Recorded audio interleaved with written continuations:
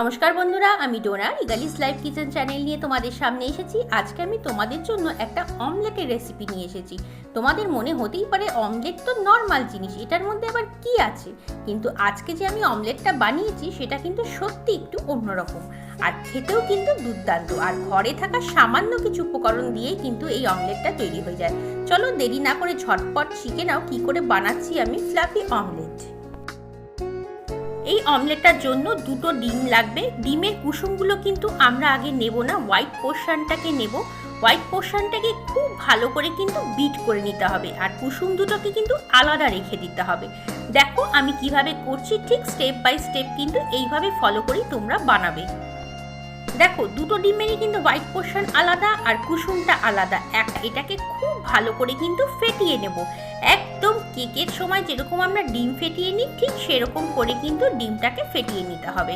একটু সময় নিয়ে কিন্তু এই ডিমটাকে ফেটাতে হবে, আর একটু ধৈর্য ধরো। দেখো সুন্দর একটা অমলেট কিন্তু তৈরি হয়ে যাবে। দেখো ডিমের সাদা অংশটা কিন্তু আমরা একদম ফেনার মতো করে ফেটিয়ে নিয়েছি। এখন যে ডিমের কুসুমটা আছে ওটাকেও আমরা কিন্তু একটুক্ষণ সময় ধরে ফেটিয়ে নেব। এটাকে আর ওই রকম করে সাদাভাবে ফেটাতে হবে না, এটা নর্মালি একটু ভালো মতো ফেটিয়ে নিলে হয়ে যাবে। একটা কুচনো কাঁচা লঙ্কা দিলাম, ছোট ছোট কুচিয়ে রাখা পেঁয়াজ দিয়ে দিচ্ছি, আর দিচ্ছি সামান্য পরিমাণে একটু হলুদ, আর দেব নুনটা তো যার যার স্বাদ মতো। এখন আমি এর মধ্যে দিচ্ছি 1/4 চামচের মতো গোলমরিচ দিলে কিন্তু বেশ ভালো লাগে। সামান্য একটু কালারের জন্য দিয়ে দিলাম কাশ্মীরি লঙ্কার গুঁড়ো। এখন সমস্ত কিছুকে কিন্তু আমরা ডিমের সাদা অংশটার সাথে ভালো মতো মিশিয়ে নেব। এই সময় কিন্তু আমরা অল্প অল্প করে ডিমের কুসুমটাও এর সাথে মিশিয়ে নেব। একবারে কুসুমটা কিন্তু দিইনি, আগে একবার দিয়েছি আর অল্প একটু রেখে দিয়েছিলাম, এখন দিলাম। এইভাবে করে দুবারে কিন্তু ডিমের কুসুমটা তোমরা এই সাদা অংশটার সঙ্গে দেবে, আর সঙ্গে সঙ্গে কিন্তু মিশিয়ে নেবে। দেখো মেশানো হয়ে গেছে, এটা কিন্তু একদম রেডি। এর মধ্যে আমি দিয়ে দিচ্ছি অল্প একটু কুচিয়ে রাখা ধনেপাতা। এটা কিন্তু অপশনাল, তোমরা চাইলে দিতে পারো, না চাইলে নাও দিতে পারো।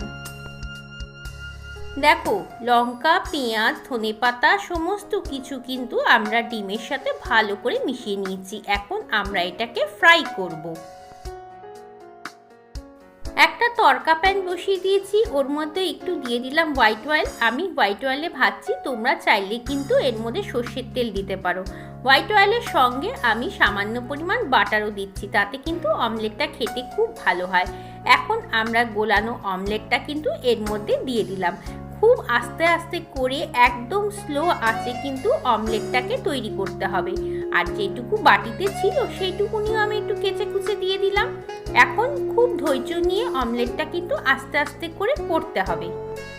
অমলেটটা তেলের মধ্যে ছাড়ার সঙ্গে সঙ্গেই কিন্তু উল্টাতে যাবে না, একটু 2-1 মিনিটের মতো ওয়েট করবে, তারপরে আস্তে আস্তে করে স্প্যাচুলা বা খুন্তি দিয়ে সাইড থেকে ওঠাতে থাকবে। দেখবে তাতে কিন্তু যে পোর্শনটা মাঝখানে যে কাঁচা ডিমের অংশটা আছে সেইটুকু কিন্তু এপাশ ওপাশে চলে গিয়ে ওটা যথেষ্ট পরিমাণে কুক হয়ে যাবে।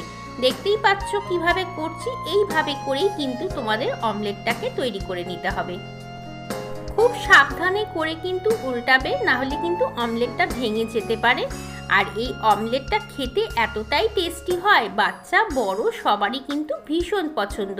আমি কিন্তু গ্যাসটা বন্ধ করে দিয়েছিলাম যাতে নিচের অংশটা পুড়ে না যায়, যেহেতু লোহার তড়কা প্যান সেই জন্য কিন্তু চট করে গরম হয়ে যায়। দেখো আস্তে আস্তে করে ফাঁকা করে করে কিন্তু আমি ডিমের কাঁচা অংশটাকে কুক করে নিচ্ছি।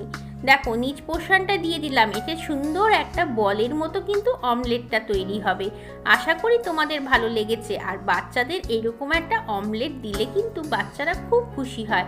এরকম অমলেট দেখতেই পাচ্ছ কি সুন্দর একটা গোল বলের মতো হয়ে গেছে। এটাকে আরও টেস্ট বাড়ানোর জন্য ওপর দিয়ে আমি একটু চিজ দিয়ে দিলাম। চিজ দেওয়ার সঙ্গে সঙ্গে তারপরে কিন্তু তোমরা একটু ঢাকা দিয়ে দিবে, যাতে চিজগুলো সুন্দরভাবে গলে চারদিকে মাখামাখি বেশ সুন্দর একটা হয়ে যায়। দেখো ঢাকাটা দিয়ে দিয়েছি, আমি মোটামুটি মিনিট খানেকের মতো ঢাকাটা রাখবো, আর এই সময় গ্যাস বন্ধ থাকবে। দেখো চিজটা বেশ সুন্দর মাখা মাখা হয়ে গেছে, গ্যাস কিন্তু বন্ধ ছিল এই সময় আমার। চলো এবার এটাকে সার্ভ করে দিই। এই দেখো তৈরি হয়ে গেছে ফ্লাফি চিজি অমলেট। এই অমলেটটা কিন্তু খেতে দারুণ হয়, আর ব্রেকফাস্টে হোক বা লাঞ্চে হোক তোমরা কিন্তু এরকম একটা অমলেট বানিয়ে খেলে পেটটা মোটামুটি ভালোই ভরে যায়, আর ছোট বড় সবারই কিন্তু ভালো লাগবে। আমার রেসিপি যদি ভালো লাগে লাইক কমেন্ট শেয়ার করো, নতুন বন্ধু হয়ে থাকলে চ্যানেলটাকে সাবস্ক্রাইব করে নিও। চলো আজকের মতো বিদায় নিচ্ছি, আবার আসবো অন্যদিন অন্য একটা সুন্দর রেসিপি নিয়ে। ততক্ষণ সবাই ভালো থেকো এবং সবাইকে টাটা।